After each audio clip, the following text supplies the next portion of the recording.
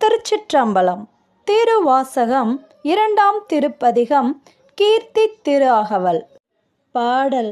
நந்தம் பாடியின் நான்மறையோனாய் அந்தமில்லாரியனாய் அமர்ந்தருளியும் வேறு வேறு உருவும் வேறு வேறு இயற்கையும் நூறு நூறாயிரம் இயல்பினதாகி ஏருடை ஈசனி புவனியை உய்ய கூருடை மங்கையும் தானும் வந்தருளி.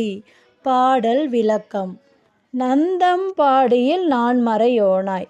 சிவபெருமான் நந்தப்பாடி என்னும் இடத்தில், அதாவது சிதம்பரத்தில் உள்ள நந்தவனம் பகுதியில் நந்த குலத்தின் அருகே 4 வேதங்களையும் கூறும் வேதியனாக வடிவெடுத்திருந்தார். அந்தமில் ஆரியனாய் அமர்ந்து அருளியும். அந்தமில் என்றால் முடிவற்றவன் என்று பொருள்படும். ஆரியன் என்பது மிக உயர்ந்த ஞானம் நிறைந்த குரு என்று அர்த்தம். அப்போ இறைவனுக்கு முடிவு என்னும் எல்லையே கிடையாது. அவர் பிறப்பும் இறப்பும் இல்லாதவர்.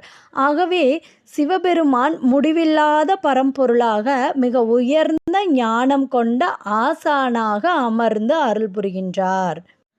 வேறு வேறு உருவும் வேறு வேறு இயற்கையும். சிவபெருமான் ஒருவரே என்றாலும் அனைத்து உருவங்களாகவும் வெளிப்படுகின்றார். சாதாரண மனிதனாகவும் தேவனாகவும் குருவாகவும் தெய்வ வடிவங்களாகவும் தோன்றுகின்றார். இறைவன் அனைத்திலும் இருக்கின்றார். கல், மரம், மனிதன், விலங்கு, தீ, நெருப்பு, காற்று, மண், ஆகாயம் என்ற அனைத்திலும் தோன்றுகின்றார். 100 ஆயிரம் இயல்பினதாகி இறைவன் எண்ணிலடங்கா இயல்புகளிலும் வடிவங்களிலும் தோன்றுகின்றார்.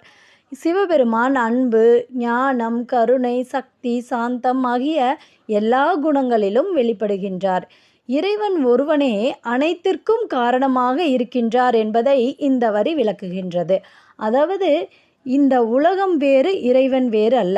ஊனக்கண்ணுக்கு உலகமாகவும் ஞானக்கண்ணுக்கு இறைவனாகவும் தெரிகின்றவர் நம் சிவபெருமான். ஏருடை ஈசன் இப்புவனியை உய்ய கூருடை மங்கையும் தானும் வந்தருளி. ஏருடை என்றால் பெருமை மிக்க ஈசன் இந்த உலகத்தை உய்ய ரிஷபம் எனும் காளை வாகனத்தில் எழுந்தருளுகின்றார்.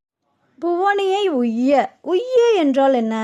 பாசம், மாயை, ஆன்மா எனும் 3 பந்தங்களால் உயிர்கள் துன்புற்று கொண்டிருக்கும்.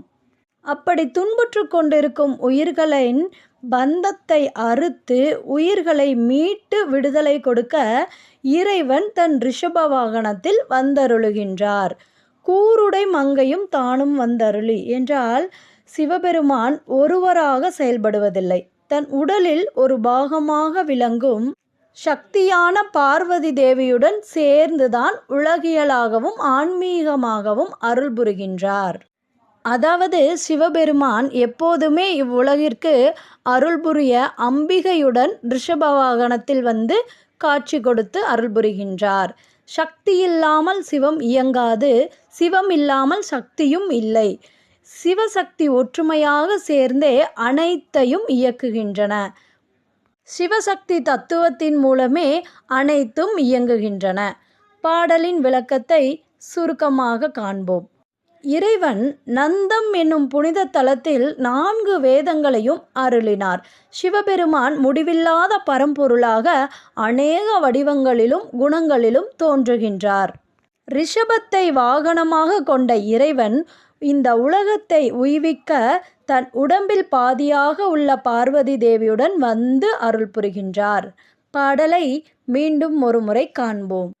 நந்தம் பாடியில் நான்மறையோனாய் அந்தமில்லாரியனாய் அமர்ந்தருளியும் வேறு வேறு உருவும் வேறு வேறு இயற்கையும் 100 ஆயிரம் இயல்பினதாகி ஏருடை ஈசனி புவனியை உய்ய கூருடை மங்கையும் தானும் வந்தருளி.